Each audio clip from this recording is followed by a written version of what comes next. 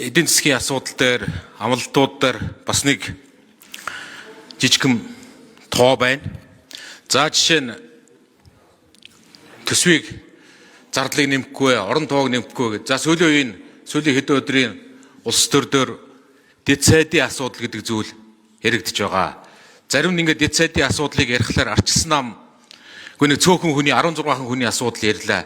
Энэ нь 900 сая төгрөгийн асуудал юм а гэдэг. За энийг дагаад бусад үржүүлэгдэж гарах олон зардлын боли шууд 900 сая төгрөг гэдгийг жижигхэн тооцоо хийсэн байна. Энэ 900 сая төгрөгийг цалинжуулахын тулд маш бага 9 тэрбум биш, 90 тэрбум биш. Би маш бага мөнгөний тухай нэг тооцоо хийж харуулъя. 900 сая төгрөгийн цалинжуулахын тулд өнөөдөр Монгол улсын нэг дундаж иргэн 2.7 сая төгрөгийн цалинтай. 2.7 сая төгрөгийн цалинтай иргэн 228 мянган төгрөгийн татвар төлж байна. Тэгэхээр энэ 900 сая төгрөгийн 16 дэд сайдыг цалинжуулахын тулд өнөөдөр 3789 Монгол улсын дундад цалинтай иргэний татвараар 16 дэд сайдыг цалинжуулах юм байна.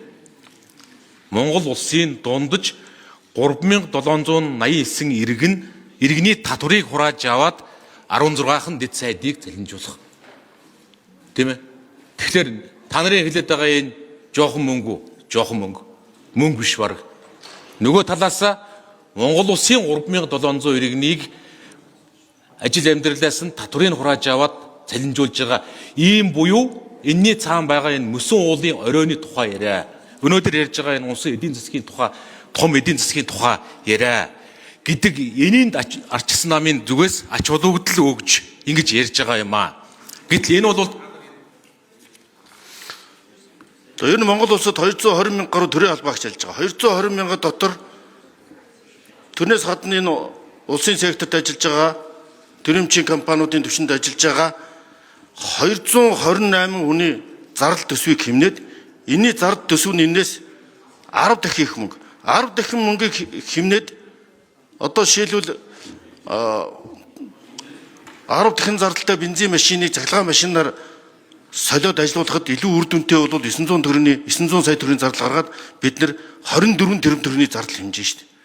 24 төгрөгийн зардал хэмнээд 900 сая төгрөг зарцуул хоёрыг харьцуулахгүйгээр энэ зардлын их бага мөнгө гэж ярих тухайтад биш, харин энэ үр ашгийг нь тооцвол дэлхийн бүх улсуудад дэд орлогч сайдгүй ажил байхгүй. Сумын дарга хүртэл орлогчгүй ажил нь явдаггүй. Ажлаа хөдөлтөө явах гэж байна. Амьдрал дээр одоо энэ хойд урд хөршөөс хэдэн 10 дэд сайдтай. Дэд сайдын түвшний одоо 3 талт механизмын ажил, том ажлууд нүүрс, бензин 3 талт механизм ажиллахаа болсон дэд сайд үгээс болоод.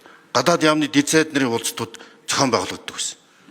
Энэ олон улсын түвшинд дэд сайдын олон механизмуд бай. Салбар хоорондын уялдаа холбоо гэдэг. Энээсээ гадна олон зуун тэрбумны асуудлыг хяналт шалгалтын үр гүйцэтгэж байгаа. Нэг сайд дураараа авирлахгүй тулд дэд сайд бас хяналтын үр гүйцэтгэж байгаа. Энэ альва төрийн байгууллагууд байдаг систем бол хоёр орлогч нэг ярилцагч бол заавал хоёр гарын үсэг зурдаг шиг давхар гарын үсгийн хяналтын тогтолцоо байдаг нь өөрөө засгийн газрын хяналтыг бий болгож байгаа. Яамдууд нэг сайдын компани шиг ажилладаг тийм соёл тогтоож болохгүй. Ийм учраас дэлхийн бүх улсууд байдаг зарчим бол дэд сайд бас хяналтын үр гүйцэтгэдэг, нөгөө талаасаа салбар хоорондын уялдаа холбооны үргийг гүйцэтгэдэг, үр ашиг нь тэр 100 хүн ажилласнаас илүү үр дүнтэй байдаг. Эцсийн үр дүнд бүтээмж үр ашиг хяналтын тогтолцоо өнөөдөр төрийн дахин инженерчил үүргийг чиг үүргийг дахин процессыг дахин инженерчлэхэд туйлын чухал байна. Ийм учраас одоо гишүүн санал гаргаад төрийн чиг үүргийн